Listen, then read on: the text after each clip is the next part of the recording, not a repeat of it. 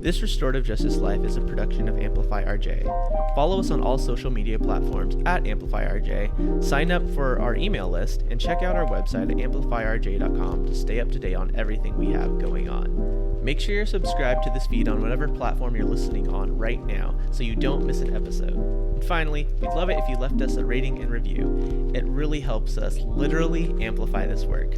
Thanks for listening. Enjoy the episode. Welcome to This Restorative Justice Life, the podcast that explores how the philosophy, practices, and values of restorative justice apply to our everyday lives. I'm your host, David Ryan Barcega Castro Harris, all 5 names for the ancestors, and I'm the founder of Amplify RJ. On this podcast, I talk with RJ practitioners, circle keepers, and others doing this work about how this way of being has impacted their lives. Fabrice, welcome to This Restorative Justice Life. Who are you?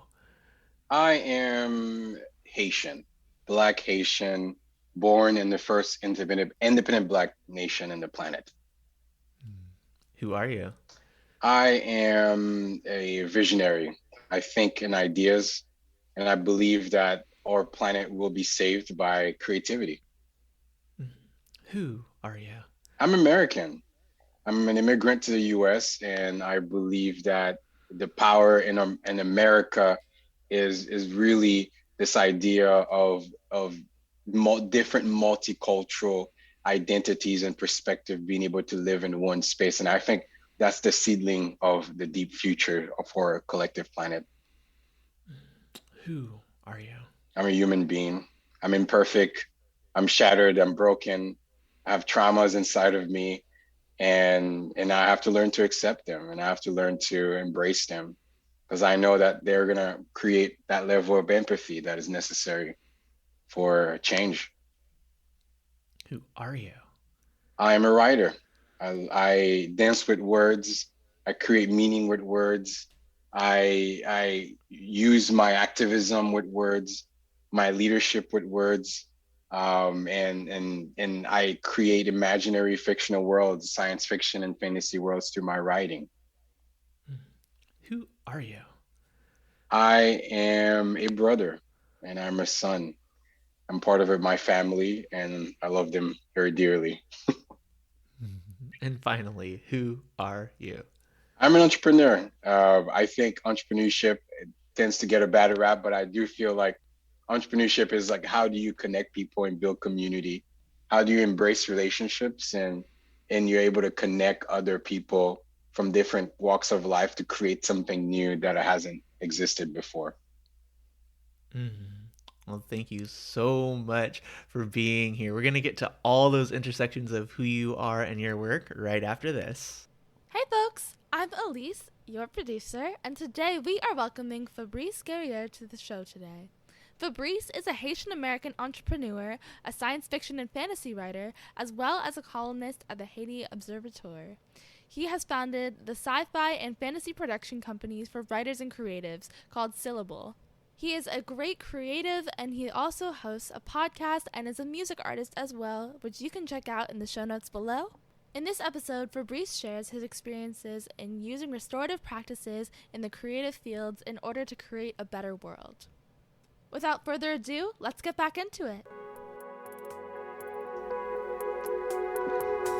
Welcome back. It is so good to have you, Fabrice. Typically at this point, I say it's always good to check in. So to the fullest extent to the question that you want to answer, how are you? But that's not what I'm going to say. Right now I'm going to say, sak passe. Okay. Forme, na boule.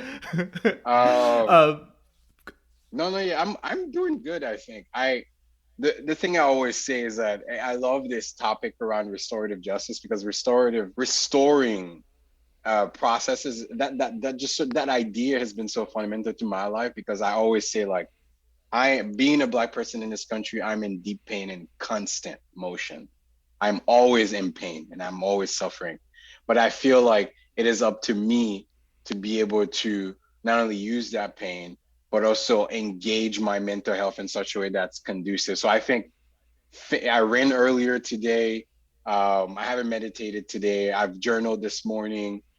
Doing all the self-care things that I need to do to be vibrant and be present and to restore sort of my sanity in this planet, I think is so fundamental. So I think I'm doing well, despite all of the challenges and the wombs of this planet. Yeah. That hit me deep. And for the audience, we're recording this on February 8. On February 3, the night of February 3, right? Amir Locke was murdered in his house, sleeping no knock warrant. I'm sure you've heard the story, and I don't have great morning habits, but the first thing I do, like, open my phone on the morning of the 4th, open Twitter, and it's like another fucking hashtag, right? Another Black life lost. And since then, now that you like just said this, like, as a Black person navigating the world, like, there's always pain, and I'm thinking about, I did work out on Saturday, but like, today's Tuesday, yesterday was Monday, like, I couldn't get myself out of bed to do those things. Like, it's just like the weariness of this other thing, like,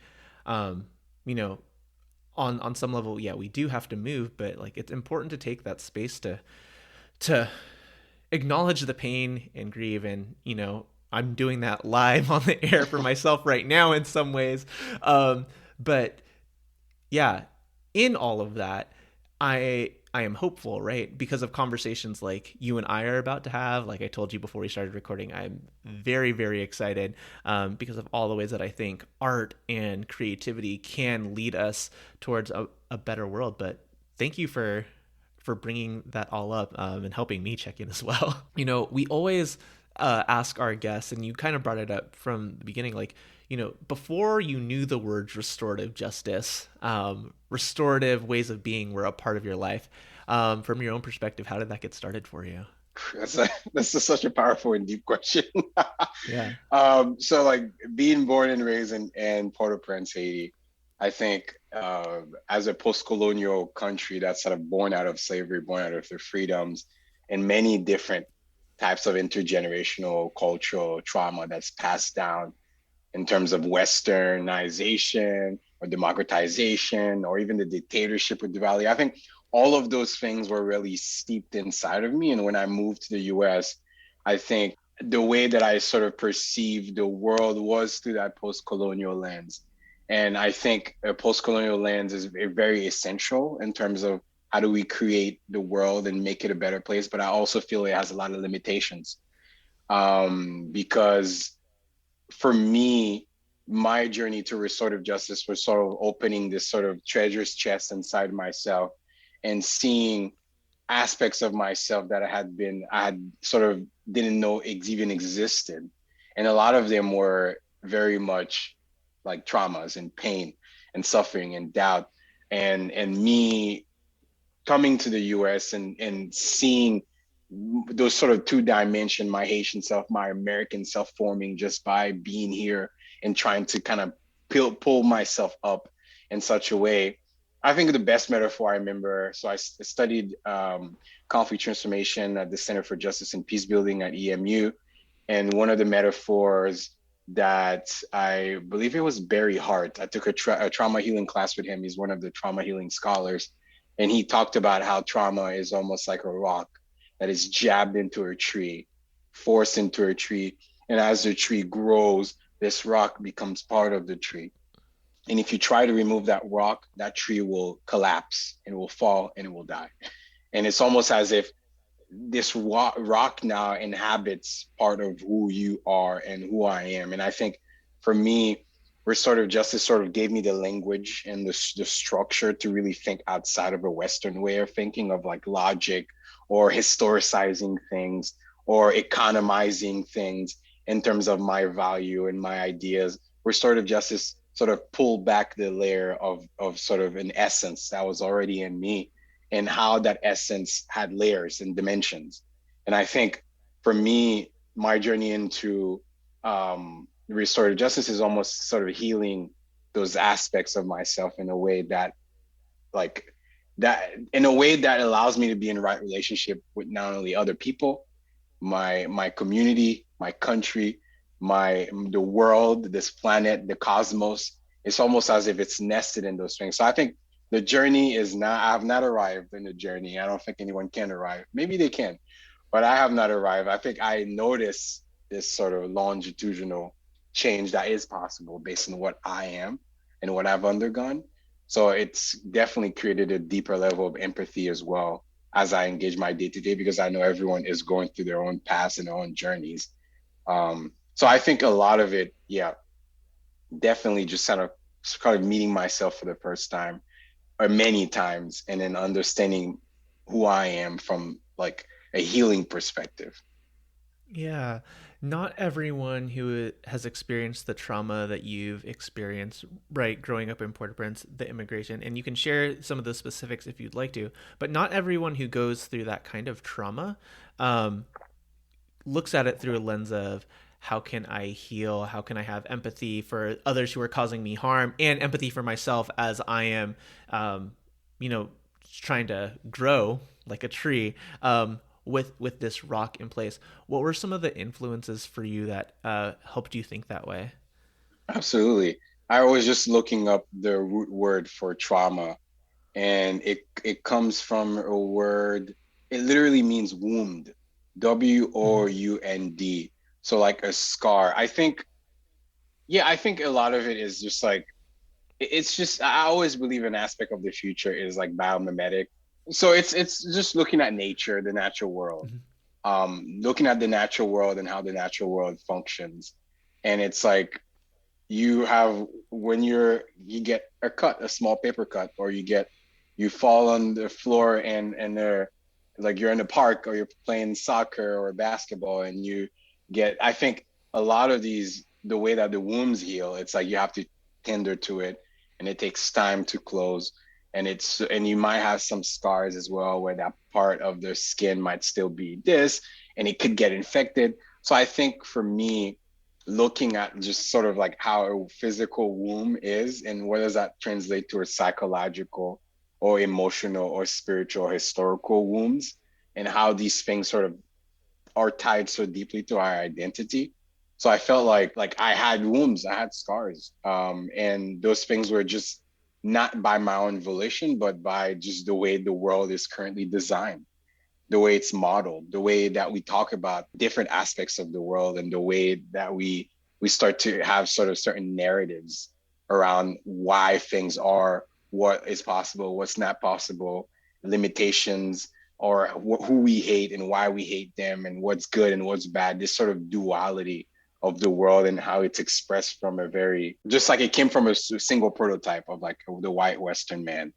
And it's like trying to apply this entire way of thinking to the entire world, I think creates a lot of harm. So I think, I don't know if that makes any sense, but I feel like for me, just looking at the natural world, Mm-hmm. looking how these patterns can also apply to our own psychological landscape, and really just kind of taking the time to reflect and think and just ruminate on a lot of these things, and create space for the right circumstances to rise in me. Yeah. Was there a specific, like you talked about, just healing of wounds, like as something that we can observe in the natural world. Maybe it's that, maybe it's another thing that you saw that you were able to apply to your life and your context as you were growing up. And, for some reason saying like, oh, it's worth my time to continue to learn more about this healing, this conflict transformation, this quote unquote restorative justice way of being. This is sort of this Rumi quote, or Hafiz quote, that says like, first I wanted to change the world, and then I realized I needed to change myself.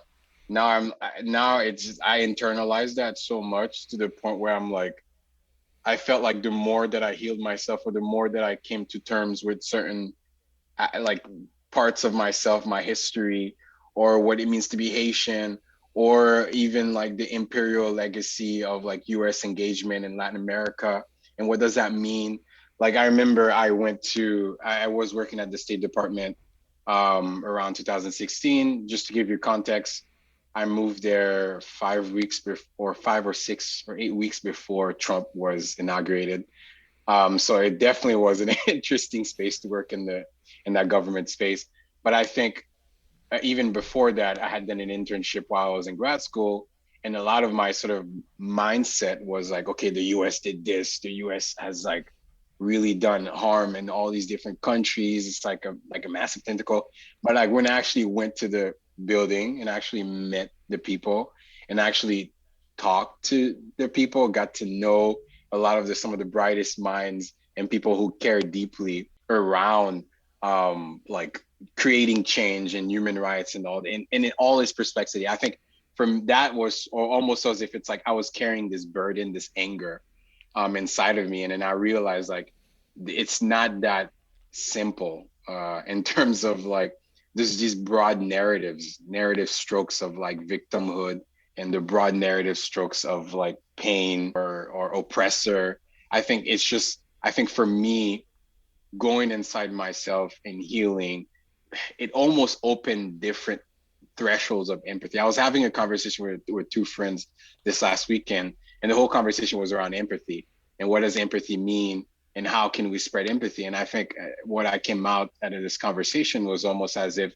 it's like there is this planetary empathy, there is this political empathy, there's this personal empathy. And I almost connected that when I first moved to the US, I wasn't connected to this planetary empathy because I was so much more into my own life and like as an immigrant, learning the language, trying to understand how to navigate this world. And I felt like as I healed, it opened me to this frequency that was already there, this sort of planetary empathy. And I think you can go in on the same level in terms of personal people you meet in your day to day. So I feel like the inner work allowed me to feel more meaning. It's almost as if it's like it's like human beings are like a radio channel. Let's say there's like 10 channels of what it means to feel. And I feel like once you start to heal and you start to really apply this restorative like justice philosophy or this restorative process in one's life, you start to sort of magnify this channels that you have access to. It could be empathy, it could be imagination, it could be creativity, it could even be pain, because it's almost as if Osho says, like, the higher the branches of happiness goes, the deeper the roots of sadness. So we're always living in this sort of duality. So I feel for me, it's just like, how do I expand my mind? And how do I expand my empathy? How do I expand my emotion, my imagination, so I can feel more and take in more pain? But it's almost as if that pain is not necessarily negative. It's almost like it's almost wisdom. So I think that expresses itself in many things, just having a voracious appetite to learn about history, a voracious appetite to understand neuroplasticity. Like I have like 1,000 quotes in my wall and I read them every day. I did that bit back in grad school. And I know, like, reading them every day, like thinking about these poetic statement, philosophical statement, or just something that's extremely beautiful and meaningful to me, read them every day. I know that's in like 5 months, that's going to change my neural pattern. That's going to sort of make my default less reactive or just induced, because I know I need to be my best self, because I think we are at war in terms of just this decay of our current model of a society that a lot of people just realize now after COVID just doesn't work. It's just, yes, you could say it works, but it's like on the most philosophical basis, there's a lot of fallacies that a lot of people are just sort of like fed. And I think that's normal. If you want to manage 300 million people, you got to have a certain narrative and mythology to guide humanity in a certain frequency. But like with the age of the internet, with the age of technology, it's like now, like, truth is sort of decentralized. Everyone has their own pockets of things. And I think we're in this stage of massive change that I feel like a lot of people are lost and a lot of people are feeling more pain. And it's like, but they might not necessarily have that restorative lens that pain is part of that journey. Pain is that rock that's jabbed into the tree that we can't remove, that we have to face it head on and deal with it, both personally and collectively. Yeah, I think there's a ton in there, and I'm going to respond to the things that you said at the very end, right? Where it's like, yes, there's this pain, and some people's ancestors put that rock in the tree, and some people's ancestors have benefited from that rock being in the tree and not wanting to acknowledge that. And like, that's a different healing journey than people who are dealing with pain caused by white people's ancestors, European colonizer, settler, and enslaver ancestors, right? There's this dehumanization of the Black body, right, the indigenous body here on this continent, since we're talking about, Turtle Island, the United States, I can intellectually get there with you where I'm like, yeah, those people are healing. They have this narrative that they're ascribing to, and like to deviate from that is scary and you lose that. But like the other part of me is like, no, you're just wrong and you're hurting me and you're hurting my people. And it's hard to have empathy. I was talking to Kay Pranis, who, just like a year and change ago. It was on January 6th.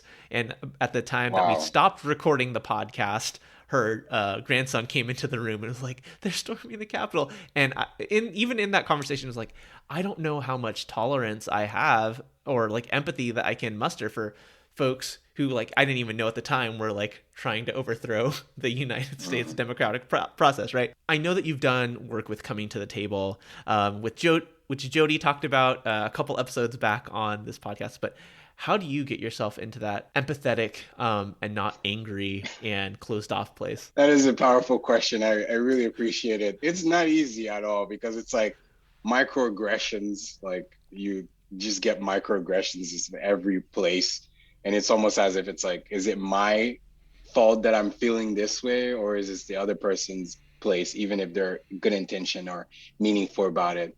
And it's almost as if it's like anytime you start having these type of conversation, it's like my humanity is on the line. I go in like armor up, and like I know that armor up closes me off to other people, like be in their vulnerable space where we can share and actually like have these conversations. Absolutely. Challenges are also opportunities. For me, it's really getting to the expensive view, EXPANSIVE, the expensive view of like what's happening. What are some of the global movements that are happening? Because I feel like poor whites and poor blacks, their destinies are inextricably tied. And I think we have a current narrative, and you can go back to Fanon on how this sort of colonial Western thought has always been, let's divide the people and let's pit them against each other. Let's create chaos. Let's have ownership on the narrative, and let's manipulate these processes so people don't see those commonalities. And I think that is happening. I think that is the mainstream. And I think the challenge is, how do I come in as an individual, knowingly so that anytime I'm going to engage in conversation, that my humanity is going to be on the line, and like this sort of intellectual or even social like debate is like my Black body is on the line, and they might not know that. And it's like I have to have the empathy to be able to know when you come down to restorative justice, which asks different sets of questions of like, you said it perfectly. What if the white ancestors came in? The white ancestors came in and like jabbed that rock into that tree. I think for me, restorative justice, if I were to really fully embody that restorative justice philosophy, it's like, how am I in the right relationship even with my enemy, even with my oppressor? Because I think going through like grad school and studying peace building and conflict transformation, the massive amount of change that happened was almost internally, because I had to do the inner work. I had to be able to be that vessel to embrace that thing. I always say that by the fact of being Haitian, I believe violence is fundamental to creating a just and socially constructive society. I believe that as my Haitian identity. But I also believe that I felt like after I graduated from my master's and like studied under Kay Pranis, Carl Stauffer, Howard Zare, Jane Doherty, all of these really phenomenal scholars and activists and people that have worked on the field, and like studied nonviolent, strategic peace building, all of these things. I always say there's a baby pacifist that was born inside of this sort of community of identity. So I am both a pacifist and Haitian at the same time. And I think those two identities for sure clash. Going back to who am I? I think like those two identities clash, but I think our humanity and the direction I personally believe humanity is sort of destined to be is like I think we're all polymaths. I think we have to sort of embrace all aspects of things and learning and growth and being able to tied to so many different frequencies. I think as human beings, like we're supposed to feel more. And I think the way the world is designed, we've been muted, we've been shut out, our creativity is being closed out. The symbolic structures in our mind and our ability to imagine something outside of Western construct has been completely clamped. So for me, I feel like restorative justice as a process allows me to really sort of, how do I sit my pacifist self and my Haitian self to a table internally and start to have a conversation around why are you a pacifist? What does it mean to be Haitian? What are the value in both of these things? Where do these separations happen? I think those paradoxes, those dialectical like engagements, I think creates more humanity. But I feel like in the current way and in terms of our mythology and our narrative in the media and how race is being seen and how people are being portrayed against each other, well, real harm is being done. People are being shot, people are being killed. More Black people are in jail than like kids, scooters, prison pipeline. Like this is some horrifying shit, excuse my language. But I feel like what does it mean? I think those are the questions that restorative justice like really ask us, because I was very challenged by that. Forgiveness. Like, why would I forgive someone if my life is on the line and like I've been harmed? Like I want to hold on to that. A restorative process doesn't inherently require forgiveness, right? Yeah. But like for your own healing, right? Like what is it that you want to do? I was thinking about like the micro version of this. You know, you'll appreciate this as an entrepreneur. I went into this group on Facebook and I put out this question: what would your schooling experience have been like if people really practiced restorative justice? And as you can imagine, there were very contrasting opinions flying around and stories flying around. Things from like, you know, like it would have done nothing. It would have made my bullying experience worse because all they do is go talk to the kids in the dean's office or like let them go play basketball, right? And, you know, I not pushed back, but I was like, well, what if we like reframe restorative justice around like accountability and support, not just like permissiveness? But there were also people in there who were talking about, you know, oh, you know, I wouldn't have been expelled from 3 schools, right? I wouldn't have ended up homeless because my parents didn't know what to do with me and kicked me out, right? And, you know, people shitting on the process because, like, you know, they're just soft on these kids. They need, quote unquote, discipline. All of our stories are rooted in, like, I want to be safe, right? I want to, in this scenario, like, be able to learn, right? I want to be in community and good relationship with everybody. Some people's idea of like what safety means is like control and order, right? So like to your point, like you can manage 300 million people, so you can manage a classroom, quote unquote, manage a classroom.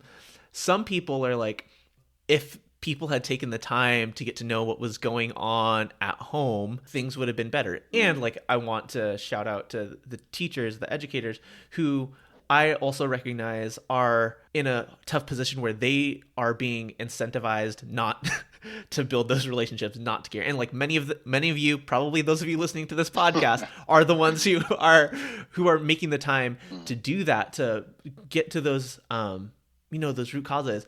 And you're still like ill-equipped with like resources, finances, time to be able to like really address those problems. So like you know, we talk about it like on a small classroom level where, you know, you have a kid who flipped over their desk and like it hit somebody, right? Because they were angry about and irritable because they were not able to do their math homework, but that's because like of the fight that was going on in their home at night, so they weren't able to sleep or even focus on their homework. And like you can think about all the levels of like either redlining or like strategic divestment from neighborhoods, mass incarceration that affects, you know, that child's family in one way, shape, or form, and overlying patriarchy, all those systems, right? Like it's not any one person's responsibility to fix all that for that one child, but like, can you say in that moment, like, you're not a bad person, you're going through some shit? That's hard to do when like somebody flipped over a table and like disturbed your lesson and the learning of all the other people. How much harder is it to say like Mr. Trump had like while he grew up in wealth, like had a really tough upbringing when it comes to like the way that he was parented and the lies that he was told about like whiteness. And like, of course, this is the way that he is trying to be in the world, maintain control, look out for himself. Like, how do we shift those narratives? And, you know, a couple weeks ago on the podcast, we had Chimdindu come on and ask me, like, you know, what are the other spaces that I want to see restorative justice happen in the world? And what I said to her is, like, in media, in storytelling, to help people imagine, that's what you do in so many different ways. While your job title is not quote unquote restorative justice practitioner, you infuse themes of restorative justice and this radical imagination into your work with Syllable. So tell us how that got started and what you're doing and the impact that you've seen it have. Yeah, absolutely. Thank you so much. And I have a question for you even before we move that, because I feel it could tie in very well. It's like, I guess my question to you would be, like, how do you react when you go into a space with it's antagonistic towards your own like mental health, your own history, your own race, or maybe someone that just doesn't get it? How do you what happens like for you? Like, what is your mechanism for like navigating that? Do you have empathy, or is empathy a dried well? There's two different types of I'll say three different types of spaces. One, if I'm doing it in digital space, I know that there are limits to what people can convey on a keyboard. And so, like, I'm not trying to convince anybody on a Facebook thread or an Instagram thread. Like, in my mind, I can be like, oh, there's this misunderstanding, but, like, this is not the medium to build that. So I kind of just shut that down. Out when I go and do work with schools, with organizations, and those things come up, one, I'm being paid. That's my job, right? It doesn't mean that like I don't feel the things, but it's like always about like, hey, how do we build this space so like those things can be said and those things can be challenged.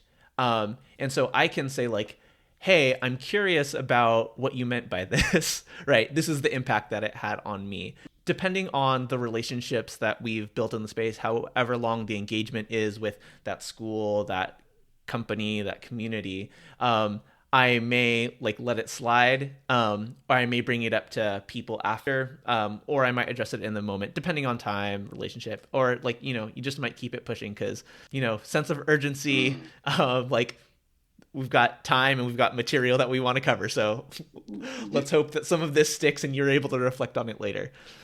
Out in the world, though, when that shit happens, most of the time it's armor up, right? It's armor up and retreating, right? Because it's dangerous to engage, right?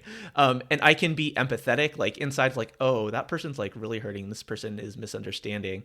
But like, I'm also like, I'm just trying to like leave this target right now. Yeah. I'm not trying to like build this deep relationship and come into like right relationship with you. Like, so they're varying levels depending on the setting. And I think like out in the world, like public people that I don't have relationships with, but when things are said within family relationships or close relationships, sometimes I've challenged, like very angrily in the moment.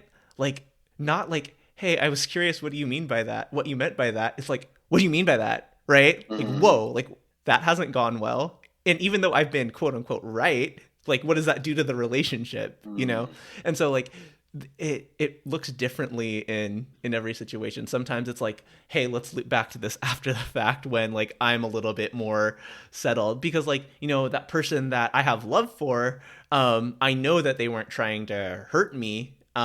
And like there was still impact in the way that that was framed. I also know that like last weekend where it wasn't even around like racial dynamics or like power and oppression dynamics, it was just about like not acknowledging somebody's pain that they shared with me through text. I kind of just like yada yada then like on to the next thing and it's like, oh wait, I've got to circle back and follow this up. No, I think everything you say resonates with me a lot. And I've had to come to terms that those personal relationships, those personal dynamics are like, that's where change happens the most.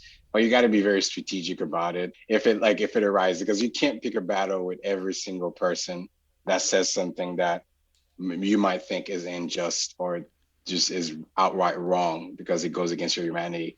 I think humans are inherently systems thinker. And I think that's this sort of systems thinking is sort of this meta narrative, meta imagination, meta mythologies that we need to start to kind of embrace to say, okay, this as the kids flipping the table, I will hold up that teacher to her or him or they, them, like to see that the every system that's happening. Yeah, maybe the kid's parent went to jail, or maybe the kid's suffering with like bulimia, or maybe they're in the neighborhood or something happened. Like I believe that we are able to see that system thing, but I think a lot of it is just like that requires a lot of whole work. And for me, in my personal journey, to even tie in your question, is like I felt like, how could I align something I'm deeply passionate about? How could I align something that I'm theoretically very curious about, and also this sort of evolution of humanity? Because initially I felt like, even going through grad school, it's like in undergrad, I felt like I was very much, I wanted to work within the systems, within the governments, within the organization, within the structures. And I think that was sort of my theory of change. So I think if I can be in the systems, I can change through policy, through processes. And I came to realize that a lot of what we're facing in terms of issues in this sort of transition that humanity, mankind is going from, this sort of pre-digital, now digital world, I feel like the work that I'm being called towards is around the work of art and the work of art and activism. And the organization I founded, Syllable, is a production house, a science fiction and fantasy production house, and where we bring creators together, writers, visual artists together to really imagine new fictional worlds that have never existed before. They could be close to reality, or they could be in a completely new, different planet, or it could have a different metaphysics. I was listening to a conversation with Umberto Eco last week, and he talked about this idea of the cosmological construction. I personally believe, for me, the work that I'm doing in terms of like restoring sort of the imaginations, I think our collective imagination is colonized, and we are, again, in that those like 10, we're like being pushed and forced to be in those 10 frequencies and that inner radio, that I had the metaphor that I'm using. And I feel like those frequencies are deeply tied to an economy, they're deeply tied to a political thought, they're deeply tied to a history, and they're deeply tied to how our systems are incentivized. And for me, when I look out in the world, I get really saddened because I feel our imagination is like, there is so much potential in terms of imagining radical things and radical ideas and radical realities that can inspire. So the way that shows up in Syllable is like, for example, I gathered 2 Black Caribbean writers, and we met over a period of 3 months, and we designed the Caribbean Sky Islands world. That's one of our worlds. We have many worlds in Syllable. And a lot of it was, how could we imagine a sort of world where Black people and Black and brown people could thrive? And it's a science fantasy world where all the Caribbean islands rise up to the sky 8 to 6 times a year, either for carnival or escaping like rising sea levels and hurricanes. And we created a new pantheon of God. We creating like I didn't come up with this, but there is a part of the world where now males are lactating now whenever they're dating, like, or maybe they're married. It's based on free love, but they're in a partnership with a woman, and the woman has a baby. The male starts to lactate and gets to take care of the baby. Now, where that process is not on the mother to be like the sort of the bread, the only person. Yeah, the only person. And they do this to like tonics, like sort of like lotion, like potions and plants and things. So there's a lot of magical realism. There's a lot of magic fantasy and science in it too. And then we wrote. Each of us wrote 3 stories. So that's the model, is like we get creators together, imagine a new world, and then we bring those creators in that world to start to play and to start to create short stories.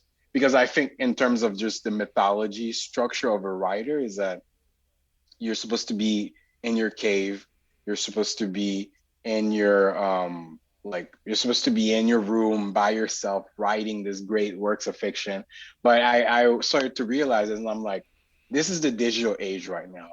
And why is this like classical way of writing still stuck in this classical way of thinking? And I think collaboration sort of met a lot of the pain points I had felt as a writer, like loneliness, not understanding the industry, being held accountable for my writing. So this community really was born out of a vision to like bring a new paradigm. It happens in Hollywood, like where there's the writer's room. But a lot of the worlds in Hollywood, like the Star Wars or the Lord of the Rings or all these big films and games are locked up in the studios. And it's like you don't have access to write. Yes, there's film fiction, but this was sort of a way to, how do we help writers to construct a universe and design a world and create a new mythology, a new canon? Because I think the work that we're, in terms of how it relates to restorative justice, I think it's like, how can we start to innovate our current mythologies and our narratives and how we sort of accept the way things are based from like a philosopher or some white writer from in like Europe in like the 1800s said that this logical thing was good and they wrote like 300 pages. It's like, how can we start to kind of center our imagination and local rooted practices? So like another project we partnered with the State Department where they assisted us in bringing authors from Australia, New Zealand, Puerto Rico, Hawaii, and Alaska, and they're writing in the world in 2060. And they've been meeting with people in the brain trust, that how sort of like academics sort of look at the research of what's happening on our planet, like climate change or lack of resources, poverty, health, and how could they write intentionally to imagine in 2060 and the world that they created, what these patterns and these solutions or these processes could look like in that process. So I think for me, a lot of the next stage, me being in LA now, is like tying Syllable to the broader ecosystem and trying to get more creators, more writers to write and connect. Yeah. One of the things that's on my mind is like, oh, I need to introduce you to Gilbert Salazar, who just helped produce a short film about white fragility and the experience of women of color restorative justice practitioners with white fragility. And so it's like, oh man, just people, stories, all of those things. And that's just like a subtle callback to the episode that we had a couple of weeks ago, right? But when I think about all of this, there are two things. One, like fiction as this imaginative, restorative space to really to heal. Like I love what you said. Like, you know, our collective imagination is colonized so much to the point where, you know, in Black Panther, this watershed moment for like Black Hollywood, right? The end of that story was we let the person who was causing all the quote unquote harm, Killmonger, die instead of restoring that relationship. And then we start a science center in Oakland, right? What is that? What is the future that we can imagine? Like, you know, no shade for real at Ryan Coogler and all the creatives and the imaginative work that happened to, you know, put that together. But like, is that really what we're like limiting Black excellence to? Right? Like what is the thing that we can transcend and go beyond? Like for me, you know, when Killmonger says like, you know, bury me in the sea with my ancestors because it's better to die than to be locked up. Like, do you really think that they had jails in Wakanda? Do you think they had a prison system that replicates like what was in the US in Wakanda? No, bro. Like, you're gonna heal, and like what would that have looked like? And so there's so many places that I love to imagine. But the other thing that gets in the way of that, I think, you know, like part of it is like, you know, our imaginations are limited because of like the stories that we've been told, and the gatekeepers who gets to tell who those stories, which stories get greenlit, which stories get produced. And you know, it's beautiful that like things are decentralized now and people have so many more avenues to like put these things out. The other thing that I think about though is that like even for myself, as someone who would love to like participate in all of this, like I'm just so busy to engage in that kind of imagination is just another level of energy that capitalism doesn't allow us to even like imagine that we have the ability to do, right? I'm reflective of something that I saw on Instagram, Twitter, one of them, right, a little bit ago. I'm not sure if you're familiar with Trisha Hershey's work at the Nap Ministry, where okay, so there's this person, she identifies as the Nap Bishop, and her whole thing is, you know, people need to rest. Rest is revolution. And there's a critique of that which says, you know, you can't self-care your way out of oppression. Like, people need resources. And so, like, as we're imagining this better future, as we're taking this time to imagine, how do we balance, and maybe balance isn't the right word, but how do we balance like the world that we're living in and need to continue to survive in with this imagined future? I would say relationships. Community. I think those are very key. Because the first image I got, literally when you were talking, the first image, I don't know why, but the first image I got was like of a tree in the forest that is like passing down the information to those seedlings, to their roots, the root system. And like they're passing out the information and saying, hey, in like 1861, between 8 and 1912, there was this infestation of this type of bug in this region. And I'm going to give you the information for if it happens again, you're able to deal with it. Or we had a horrible fire for this summer of drought. So I'm going to pass out the information to the little tiny seedling and try to understand like what these things. So I guess I'm sort of making the case for relationship with the past, present, and future. And I always look towards Afrofuturism as like a vessel of change, because I think when you start to look at things such as Afrofuturism or non-Western ways of thinking, like time is less like one direction, it's more circular. Like I think there is, I don't know if I'm giving you a direct answer. I think that type of change needs to happen in a relationship, but also wrestling with like, so I wrote a manifesto on the future. And one of the things one of the pillars in the manifesto in the future was like we have to actively mine and for new meaning. And we have to be able to break free from this hyper reality, this sort of simulation, this old model, this old narrative, this old symbolic structure that is very much like at this sort of, there's a meta thing, and then there's other truths that are happening and burgeoning in terms of these revolutions. But I feel like it's our responsibility to challenge our own thinking and grow. And I think and I agree with the critique, like an hungry stomach is not gonna lend itself to like trying to like break free philosophically, spiritually, and culturally. But I do feel like that for me comes first. I think that has for me that has the highest priority, is like we have to be able to do the inner work, and we have to be able to, and I'm not talking about rest, I'm talking about like deconstructing our own narratives, deconstructing our own identities, questioning why we say the things that we do, and not just to accept the things because we're learning about them. And I think that's the biggest challenge, and that sort of robust intellectual curiosity, or that imaginative space that kind of start to evolve, self-initiate, evolve our own meaning structures, I think is most important. Because I feel like no matter how much you feed people's bellies, like for me, I want to stop the cycles. I want to stop this cycle that we're thrusted upon in the West, or not necessarily stop it, transform it into something that's healthier and more sustainable. And that just makes more sense. And towards like, and all of this it can never be universalized. I think it's going to have to come from, I feel I'm saying a lot, but I think the challenge of the 21st century is going to be like, how do we create a unified whole where diversity can exist and thrive? And I feel like you can't do that without diving into yourself.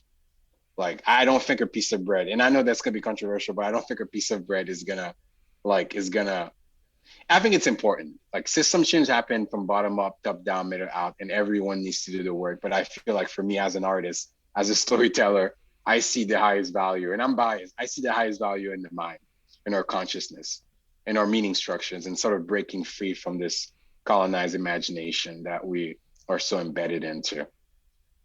Yeah. Correct me if I'm wrong. You're also saying this from a place of not like incredible scarcity, right? Where like you have bread in your stomach, you have a roof over your head, and most people who are listening to this podcast do, right? But there is still often like this sense of scarcity and urgency that comes with that. And this is a question for me, and I imagine other people are wondering too. As an entrepreneur, right? How have you embraced this restorative way of being, both in the pace of your work, the type of work that you do, and the relationships that you build within your work? Yeah, I totally agree. I think I extremely come from a space of privilege. And I think the idea of privilege is so complex, is like as a Black immigrant in the US, like learning the Mm-hmm. language, all of these different layers of things. And it's like, and then going into the education. And I think, yeah, I definitely recognize that. And I think for me, my theory of change is almost like I have to use the systems that I'm in to submerge the systems. It's like I'm embedded in a system, I have power and privilege. So how do I use that to create new things? But to answer your question specifically, I think for me is like I value deeply my mental health. I'm almost militant about it. Like, and I was telling you before the podcast started, I did like a social media, I'm still in that social media detox of just not going on Instagram, not going on Facebook, not going on Twitter, just disconnecting, not even answering text messages. And I put a post on my Facebook. I'm like, I'm sorry, everyone. I apologize. Like, I want to create works of art, and I want to be able to like take care of my mental health. So I think for me, going to the gym and like working out this physical body, like meditation, 30 minutes a day, drinking a lot of water, eating greens or a non-meat diet, vegetarian diet, um, listening to anything that I can to, like, I feel like I have to use every freaking tool that I have in my pocket to be able to heal myself and maintain this sort of mental health. Because like I said in the beginning, it's like there is constant pain. And I think in this journey of life now, for me, I feel like there is a responsibility that I have, and using everything that I have understood and gained to be able to keep pushing forward. So I think I'm very militant around my mental health and protecting it and doing the things, because I know if I don't meditate or journal in the morning, something's going to be off. Like, I just know that. It's like, and that offness is going to make me maybe even more angrier to be able to have the empathy to someone that says something stupid that's against Yeah. like my past or history. So it's like or even if I read something online. So I've been very more militant about my mental health. I think COVID has definitely brought that and has changed my dynamic. I just know I cannot think or imagine when I'm in a space of utter chaos and trauma. So I definitely recognize what you're saying, in that I do have a roof under my head and I do have bread in my stomach. And I think that it just adds even layers of click. Like, this is why I feel like it's even more important for me to like, I need to be able to do what I need to do to be at my best, so I can continue to do the work that I need to do. Yeah. And like I'm there with you on so many levels, except that like as many times as I have heard it, like being militant about like making that time for yourself, like that's something that I've struggled with so much. And part of it I know is like I'm about to be a parent for the first time. Mm, And like and I know even with that, like I'm not like this new person's only support in the world. Like it's okay for me to like take time for myself and be David, not just David, the parent of like this new baby, right? mm, Um, yeah, it like you're not the first person, you're probably not the last person, from elders to peers who are like, mm. David, take care. And to the listener, um, I hope you're doing a better job at all of this than I am.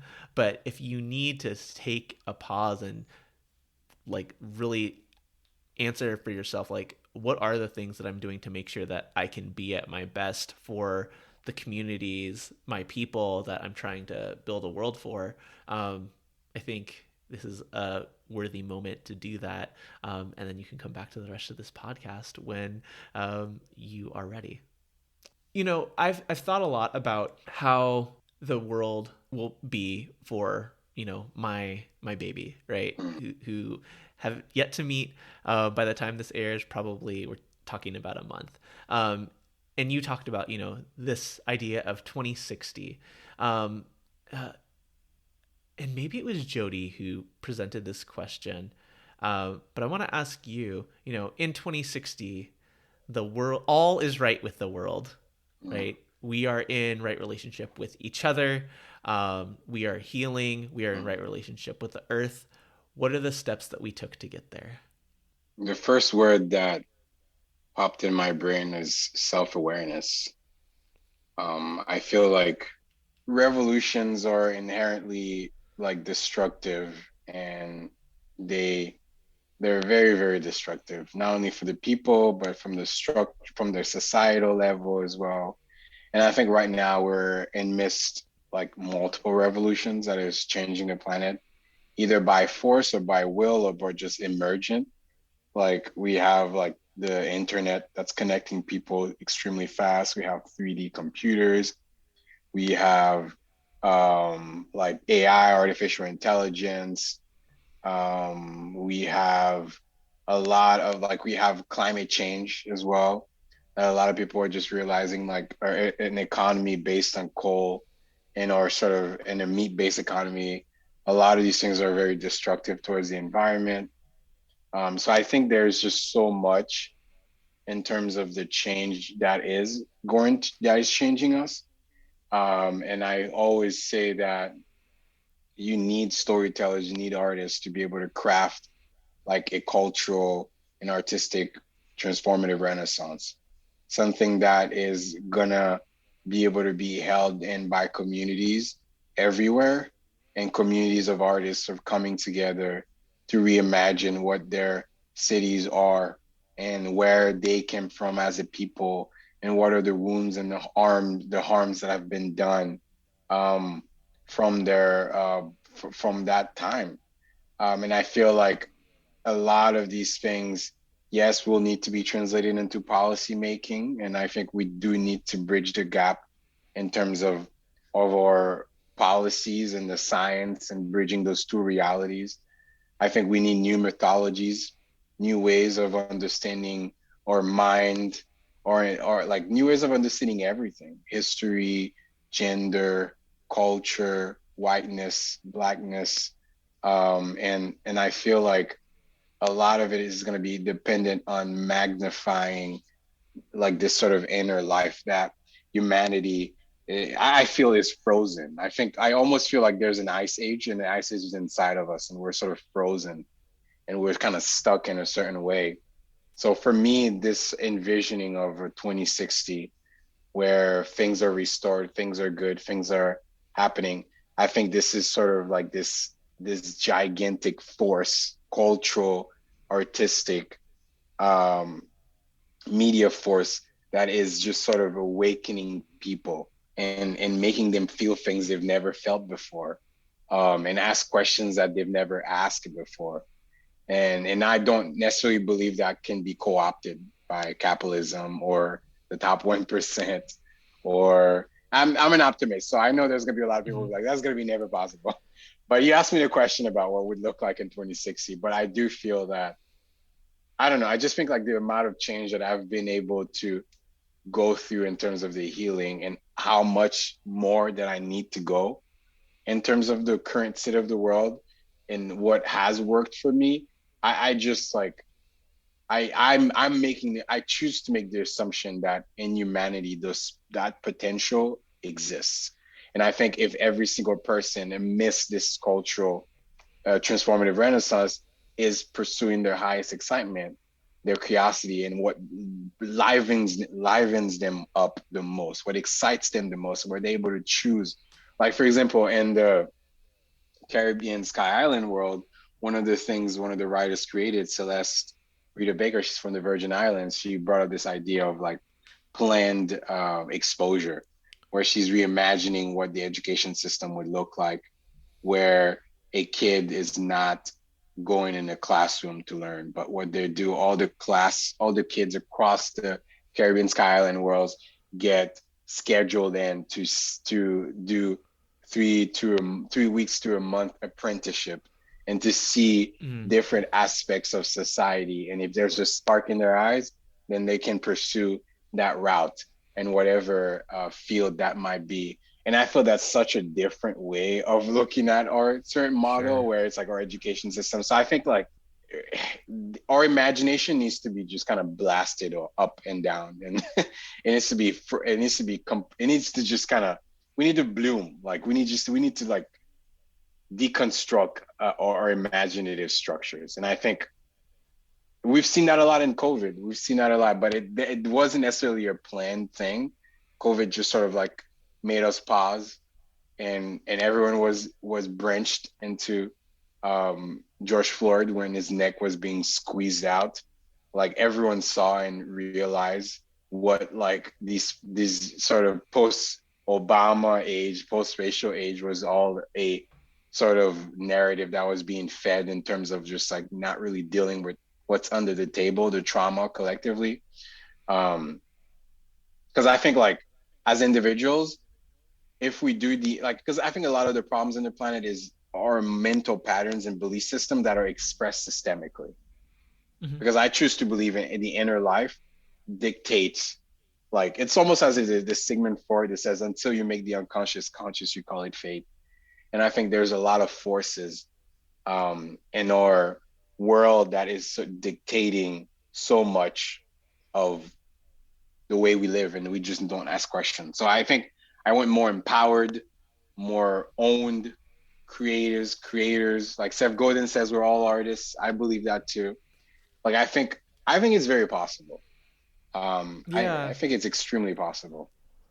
And I think there's a lot of benefit. I've just been like debating whether or not I'm going to name the movie, and I don't think I'm going to.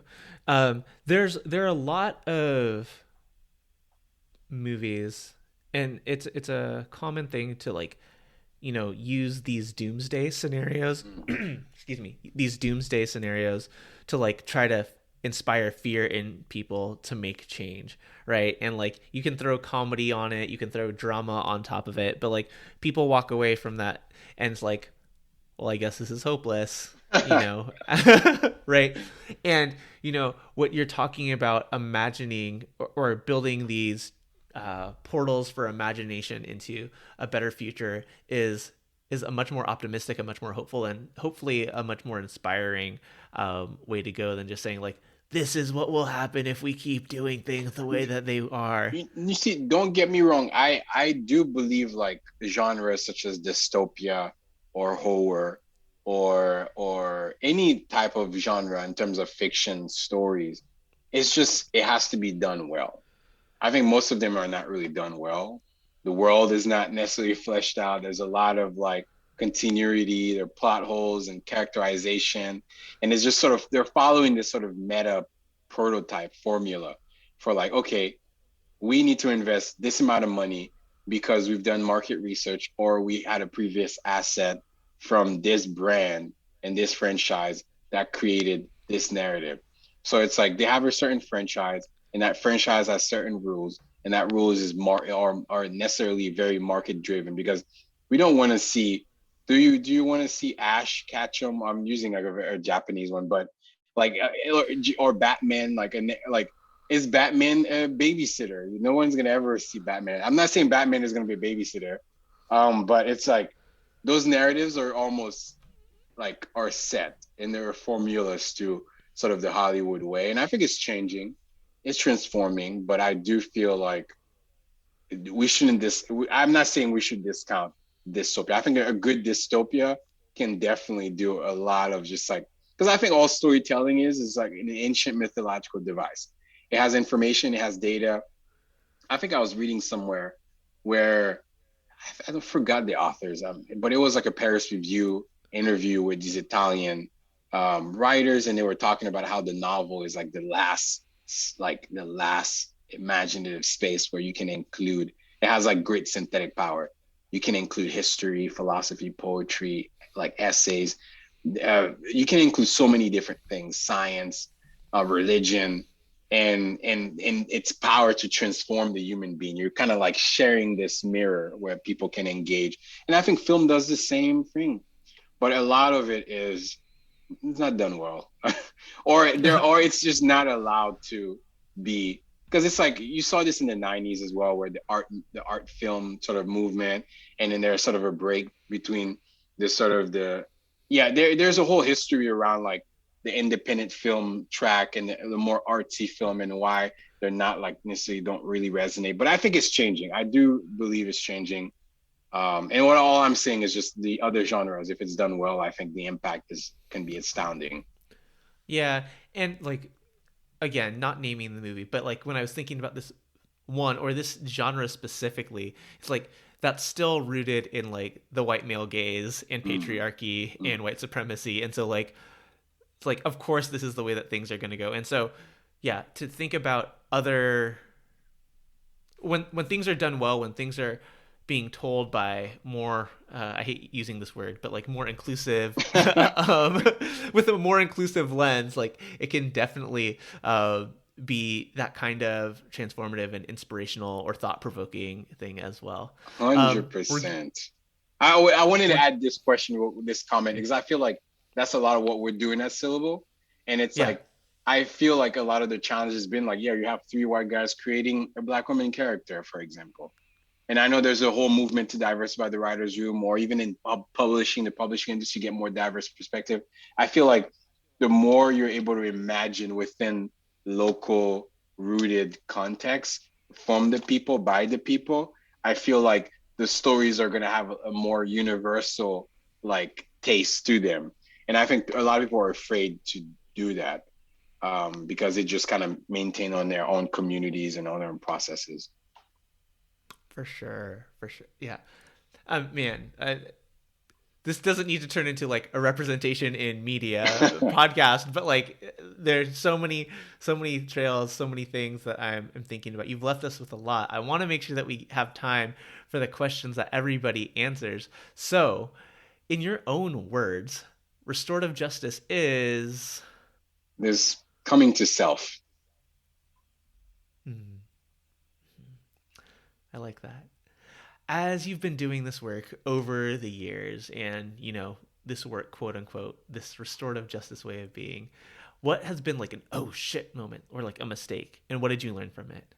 I think not overreacting, just like overreacting and just simply knowing that like the model of our society, like white supremacy is very real.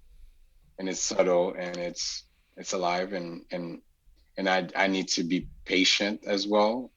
And yeah, I don't know if that answers that question, but is there a specific type of overreaction that like are you talking about like catastrophizing, like this is the most important thing at this moment, and so like there's this like immense sense of urgency, and so I'm going to drop everything, and like if this doesn't get taken care of now, the world is over?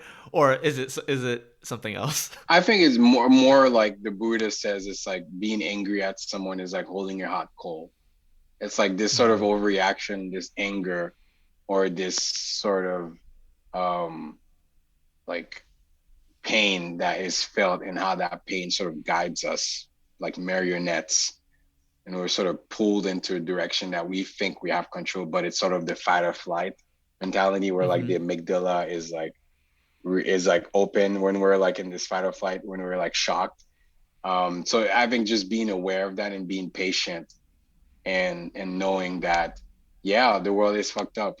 Like this is going to happen. I am going to be triggered. I am going to be this, I'm going to do that. So I think being patient with myself, I would say that in that context. One of my favorites. You get to sit in circle with 4 people, living or dead. Who are they? And what is the question you ask the circle? Oh my God, this is an intense question. The first person that popped to my brain was Syll-a-ble, which was one of the founding the forefathers of Haiti. I would bring in Nietzsche as well. Nietzsche would be there, Friedrich Nietzsche. I would also bring. I would say Audre Lorde would be in there, and James Baldwin. And what is the question you ask that circle? I don't know. Like I would ask like what does revolution mean to you? And what does revolution mean? And I think they all came at it from such a unique lens. Like Nietzsche came at it from the self-empowerment, like Audrey was all about social justice and the body and like the erotic and this sort of the pleasure activism that Adrienne Marie Brown talks a lot about. James Baldwin, just one of the greatest writers ever lived. In the way he's sort of prophetic in his word. And then Toussaint, who was like born a slave and found his freedom and then started to like just really just use diplomacy to and just tactics to be able to navigate a like French colonial era. So I just feel like all of these, I don't know, it will be interesting. There are so many different people, but that's a really great question to ask. Yeah. Very interesting. And the beautiful part about that is I get to now turn that question back to you. What is revolution, Fabrice? There's this quote by Voltaire, and he says like, there's one thing that is more powerful than all of the greatest armies on the planet, all of the greatest warships, guns, militaries. And he says, it's an idea whose time has come. And I feel like for me, revolution at the most fundamental space is it's almost as if it's like the metaphor that I see is like a tree with mangoes. And there's mangoes that if you take the green mango, put it in a box, put it in a corner, it's gonna be ripe, and then you're gonna taste it, it's gonna be super sweet. But there are mangoes, and most mangoes, if you leave it to the point where it's the ripest and it falls right on your hand and you eat it, it's gonna be the sweetest mango. So I feel like for every single person that is living on the planet, there is an idea or a way of thinking or a narrative or a story that can unlock this sort of in this revolution of values that MLK talks about. This sort of evolving or psychic, like, or psychological, emotional, spiritual landscape that has been so trapped by this sort of imaginary construct of our planet currently. So I feel like revolution for me is like, what is that idea that you, David, is going to propel you towards more of your humanity? And I think we all have one. Even if your belly is starving, even if you're at war, I think there is those ideas. I seek them every day. Like, what is my aha moment that's going to change the way I think? So that, I would say that's revolution, because I think, again, my belief system is that a lot of the way the model currently works is our individual thought patterns are expressed systemically on a broader collective sense around the planet. I think we're living in the age of the butterfly effect, where the killing of Michael Brown is a death for every single Black person on the planet. The man that like burned himself alive in Tunisia, like that impacted the entire planet. Like the oceans rising in the Coromos Islands, where 200,000 people are pushed out. Like all of this impacts. Like it's just, I think we're living in an age of butterfly effect, and we need to realize that as an individual, we have more agency than we're told in terms of changing. But it's gonna come with a lot of sacrifice and a lot of pain and a lot of suffering and a lot of self-care. As I was listening to you, I was getting a little bit fearful, because like you were saying, like, yes, everybody has this revolutionary idea, and I was like, yes, and a lot of those revolutionary ideas I do not agree with, right? But when you tagged on like that will lead you to your greatest humanity, I still think there's some people whose ideas of their greatest humanity that like I'm not going to agree with and be very vehemently against. But I think like the call to call people into their greatest humanity is something that's so worthy of people taking the time to think about like, what is that for you? I mean, for me, in many ways, it is quote unquote restorative justice, but those are just words to represent this idea of, like you were talking about, interconnection, and how do we treat each other accordingly, knowing that what you do has an impact on me and what I do has an impact on you because we're a part of each other. That kind of, and that might fulfill the response to this question, but I often ask as well, what's one thing, mantra, an affirmation, or something that you want everyone listening to this podcast to know? No, I just pulled up the future manifesto that I mentioned earlier, and I kind of sort of hinted at one of the pillars, and the number 5 pillars, I think that could be the one that I would say is we are all storytellers. We must actively mine new meaning that warms up in us and in others our natural inclination for beauty, care for the planet, curiosity, affection, friendship, and creativity. So I think all of these are in us, and I think we have to cultivate them despite when the world tells us it's not possible. Don't let cynicism win. There is a cynic inside of me for sure, but it's there in community. It's this inner congress in my inner life is just a voice that allows me more information. But I do feel like everyone is at the edge of their new humanity or becoming more human and embracing those sort of values. We all have that. I feel those ideas are out there. They're floating somewhere around. It's just like, it's so chaotic right now. That's beautiful. I have 2 more questions. Yeah. This is where Jody invited me to talk to you. So who's one person that I should have on this podcast? And you got to help me link up. Absolutely. I feel like the first people that I think, or that popped in my brain is Bree and Sam. And I think I had them on my podcast, and they're absolutely phenomenal individuals. And they founded Delicious Democracy. And their entire vision is, how do we make democracy more playful and delicious? And how do we bring creativity to sort of political structure and then level of play to our, like, the political process? So they're both activists. And I feel like, yeah, they would be really great people. They're doing really great work in terms of like their vision of equitism that they're working on. So I would recommend them. They're pretty good. One, I'll be looking forward to that introductory DM or email. Probably email because you're off the DMs right now. Beautiful.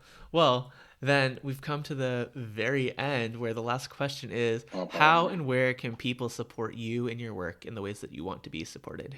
Yeah, absolutely. So for me, I see myself as like, I do a lot in terms of less, like, I feel like I can't be put in a box. So like I write a lot of science fiction and fantasy as well. So you can check out my writings. I'm also a columnist for this newspaper called Haïti Observateur. So a lot of the issues that I wrestle with is around, how do I say, Haiti in the future, and kind of looking at these systems and the future in the face of what's happening in Haiti and trying to tie those things. So I have some of the articles I've written on my website. I also would recommend check out my music as well. I'm a musician, singer-songwriter, and I just released an EP called Reach. And a lot of it is just trying to lean more into like Haitian futurism, Afrofuturism. It's an acoustic take around these things. And yeah, and I think a lot of what I mentioned earlier, I'm a podcaster as well. So a lot of my podcast focuses on the future of humanity and trying to bring people on and see their visions for the future. Because I think the next 30 years, like you said, in 2060, is going to be like, this is the greatest we're living in the greatest opportunity to reinvent the planet completely new. Like, I think it's possible. Like, literally, I really believe in this. We're the age of the butterfly. And I think those changes are very possible. So I think you can support me in many ways and take your time with a lot of the content, because I definitely go like and express myself fully in those processes. But if you go to fabrice GUERRIER.com, and you'll find all my portfolio of my projects and stuff. And you can also check out Syllable and some of the work that we do there with the writers and some of the upcoming collaborations we have. And if you're a writer, I'm just going to do this plug in. If you're a writer, we have this event called Pins Down, where we pick a world, and for an hour on a Saturday, we write for a flash story in that world together for an hour, and we debrief. And you have also access to supportive community. You also have the opportunity of potentially getting published. So yeah, definitely link up with me. I am online, and I definitely have been off the grid for the last month or two. So, and I do plan to be more off the grid, just trying to disconnect and trying to find my inner world. But yeah, this was amazing, David. Seriously, I appreciate the work that you do, and I think restorative justice is something that has changed my life. It's just a different way of looking at the world. And this sort of, as a philosophy, as a movement, I think it has an incredible potential to just kind of restore. I don't think restorative justice is a panacea. And I think you mentioned that earlier too. We shouldn't like embrace it as a panacea, because it's like, you have to be able to, it creates space for other things to rise, which I think that is such the power of it. So I appreciate what you're doing. So thank you again for having this space and bringing all those stories out of me. So this is epic. Yeah, I truly loved it. We'll have all of those things linked for folks in the show notes, so you know how to engage with Fabrice's music, the writing, the community, podcast, all of it. Any other words that you want to leave the people with? No, just I feel like I know that times are very dark, and the media shows us that the world is in dismay and destruction. But I feel like holding on, and I know it's big to ask people that, the optimism, but I feel like doing everything possible to embrace this sort of this optimism, and I think it starts with mental health and being able to take action towards that, like attack it. Defend yourself from your attack thoughts that are attacking you, attacks all of us every day. That would be my last thing. I think it's possible. It's very possible. Beautiful. Well, until next time, it has been a pleasure. So glad to get to connect with you and meet you. Everybody else, I hope you've deeply enjoyed this, and we'll be back with another wonderful conversation about this restorative justice life next week. Hey folks, Elise here. Thank you so much to Fabrice for all that you had to offer this episode. I think that Fabrice brought up some really important points that restorative justice thrives on imagination and creativity. He actually said, "I believe that our planet will be saved by creativity." It is sometimes really difficult to have this positive outlook, but if we do choose to become more optimistic about our future, we can help manifest that future. Creativity is often stifled in our systems, especially when it comes to white supremacy culture. White supremacy culture prioritizes urgency and the lack of patience, and it also prioritizes hierarchical structures that make it really difficult for people to feel empowered and for people to feel like they can be creative and that their ideas will be heard and listened to. In order to cultivate creativity, we have to dismantle white supremacy culture. Also, we can do that by using our imagination to imagine a better world and to imagine creative solutions. Also, Fabrice brought up the point, what does revolution mean to you? Now, we often turn these questions back onto the guests, but I want to turn the question onto our listeners. What does revolution mean to you? Revolutions thrive upon creative thinking, and I think that we can even broaden our definition of a revolution. You can be revolutionary every single day if you want to be, if you are breaking down barriers. That is revolutionary. You can be revolutionary. And I think that if we broaden those definitions, we can also broaden our landscape and broaden our thought in order to be creative and seek creative solutions.